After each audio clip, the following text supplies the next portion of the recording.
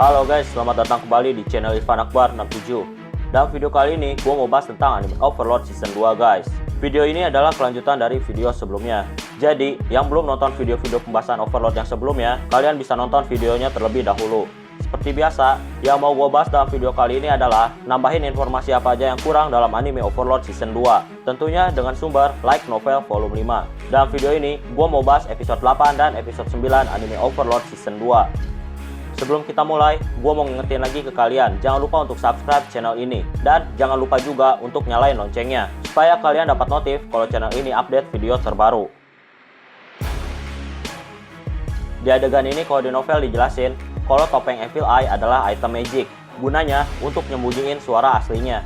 Jadi, pas orang dengar suaranya Evil Eye, mereka nggak bakal bisa tahu usia ataupun emosi di balik suaranya Evil Eye. Yang bisa diketahui orang lain, hanyalah suara seorang perempuan.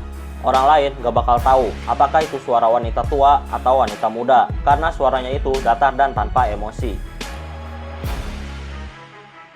Evil Eye juga di sini kalau di novel bilang sesuatu tentang pemimpin 13 pahlawan. Jadi, kata Evil Eye, awalnya pemimpin 13 pahlawan adalah manusia biasa. Dia tuh lebih lemah daripada anggota lainnya. Tapi pada akhirnya, dia menjadi yang terkuat dengan berjuang terus-menerus.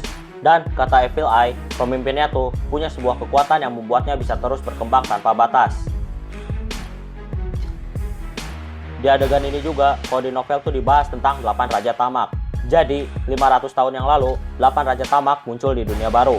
Konon katanya, mereka tuh sangat tinggi, mirip seekor naga. 8 Raja Tamak menghancurkan banyak negara dan menguasainya. Tapi, pada akhirnya mereka binasa karena ketamakan mereka. Mereka saling membunuh satu sama lain.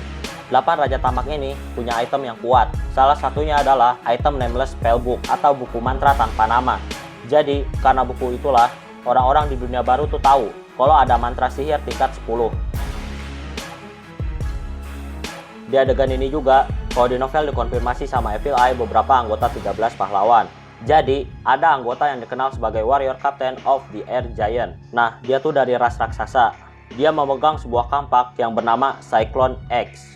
Evil Eye juga nyebut tentang anggota lainnya, yaitu yang dikenal sebagai Dark Knight.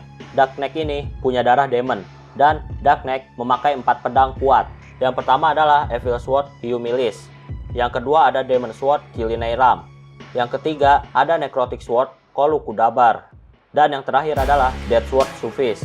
Nah, ketua dari Blue Rose ini punya salah satu pedangnya, yaitu Demon Sword Kilineiram, pedang kegelapan terkuat yang terbuat dari energi kegelapan. Oh ya, di adegan ini, si Gargaran ngajakin Climb tidur. Walaupun kelihatannya bercanda, tapi kalau Climb balas candaannya dan bilang iya, maka Gargaran langsung angkat Climb ke kamarnya. Dan Climb pasti nggak bakal bisa lepas dan nggak mungkin bisa kabur. Untungnya, di sini Climb nolak ajakan Gargaran. Kalau Climb bercanda dan bilang iya, maka keperjakaan Climb udah diambil sama Gargaran. Di adegan ini kalau di novel, Sebas cerita ke Climb kalau dia beberapa hari yang lalu nyelamatin Suare. Sebas ceritain semuanya ke Climb. Climb sangat marah karena ada seseorang yang menyalahgunakan aturan larangan perbudakan yang telah dibuat oleh Putri Renner.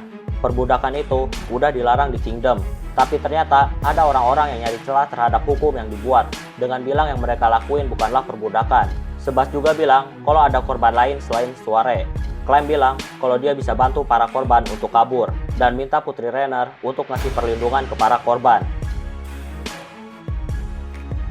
Oh ya, perlu kalian tahu, sebenarnya Sebas tuh tahu kalau ada 5 orang yang ngikutin dia pas dia keluar rumah. Terus, selama di perjalanan, ternyata yang ngikutin dia nambah 2 orang, yaitu Climb dan Brain. Brain heran, kenapa kelima orang itu masih berani ngelawan Sebas. Padahal Sebas ngeluarin aura membunuh yang sangat menakutkan. Sebas bilang kalau aura membunuh yang dia keluarin itu cuma untuk Climb dan Brain. Jadi kelima orang itu nggak ngerasain aura membunuhnya. Sebas tuh sengaja cuma ngeluarin aura itu ke Climb dan Brain. Karena Sebas tuh nggak mau 5 orang yang udah pasti musuhnya jadi ketakutan dan kabur. Di adegan ini, kalau di novel diliatin gimana Sebas membantai orang-orang yang ada di rumah bordil. Tapi kalau di anime adegan itu nggak ada. Walaupun gak semuanya dibantai sama Sebas, tapi di novel dijelasin kalau Sebas kadang-kadang gak bisa nahan kekuatannya kalau dia ingat apa yang terjadi sama Suare. Yang jelas, suasana di rumah itu tuh mencekam banget. Sebas dengan mudah membantai manusia di rumah bordil. Sebelum adegan ini juga, Kalau di novel harusnya Climb dan Brain itu bertarung melawan beberapa musuh, tapi di anime tuh nggak ada adegan itu. Di sini Climb punya 3 bel. Yang pertama adalah Bell of Detect Secret Door. Bel yang bentuknya lingkaran ini fungsinya untuk mendeteksi sebuah pintu rahasia. Terus yang kedua adalah Bell of Open Lock. Bel yang bentuknya kotak ini fungsinya untuk membuka pintu yang terkunci. Dan yang terakhir adalah Bell of Remove Trap. Bel yang bentuknya segitiga ini fungsinya untuk menghapus perangkap.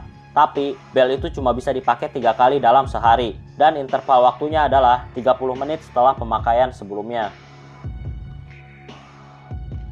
Di adegan ini, kalau di novelnya tuh penggambarannya tuh sadis banget. Penyiksaan yang dilakuin sama si Stefan, kepala keamanan kota, bisa dibilang sadis. Kalau di anime, mungkin kelihatannya tuh biasa aja. Tapi, kalau kalian baca novelnya, kalian pasti kesel sama kelakuan biadab dari Stefan. Kalian bisa baca novelnya untuk ngerasain sensasi kebiadaban si Stefan. Nah di sini, kalau di novelnya, si Stefan tuh nggak sadar sama kesalahannya. Dia tuh nganggap semuanya wajar karena emang fetis dia kayak gitu. Makanya dia nggak pernah ngerasa kalau yang dia lakuin ke perempuan itu adalah salah. Dan kalau di anime, si Stefan ini mati seketika. Tapi kalau di novel, si Stefan nggak mati seketika. Jadi dia tuh meronta-ronta kesakitan terlebih dahulu. Ibaratnya dia tersiksa dulu sebelum akhirnya dia mati. Di adegan ini, Climb masih bisa berdiri karena dia ingat latihan yang diajarin sama Sebas. Jadi, karena latihan itulah, Climb jadi lebih gigih dan tekadnya untuk gak mati itu jauh lebih kuat. Oh ya, di novel juga dijelasin kalau Sebas pakai skill healingnya untuk nyembuhin lukanya Climb. Di adegan ini, setelah adegan Putri Renard ngobrol dengan Climb, di novel ada adegan lain, yaitu ada adegan antara Zero dan anggota Six Arm. Zero bilang bakal ngebebasin Skullen karena dia masih berguna. Tentunya Zero pakai koneksinya. Zero bakal minta ke pangeran kerajaan untuk bebasin Skullen. Zero nyuruh anak buahnya untuk nyari tahu apa kesukaan pangeran supaya bisa dijadiin alat barter. Zero dan Six Arm ngeremehin Sebas. Jadi mereka ngukur kemampuan Sebas dari bekas lubang yang dibuat oleh Sebas di sebuah pintu. Dan Zero bisa ngelakuin hal yang sama kayak Sebas. Makanya mereka tuh ngeremehin Sebas. Kayaknya cukup untuk pembahasan video kali ini. Terima kasih karena udah nonton video ini sampai habis. Jangan lupa untuk subscribe, like, dan yang paling penting adalah share video ini ke teman-teman kalian. Sampai bertemu kembali di video selanjutnya. Terima kasih.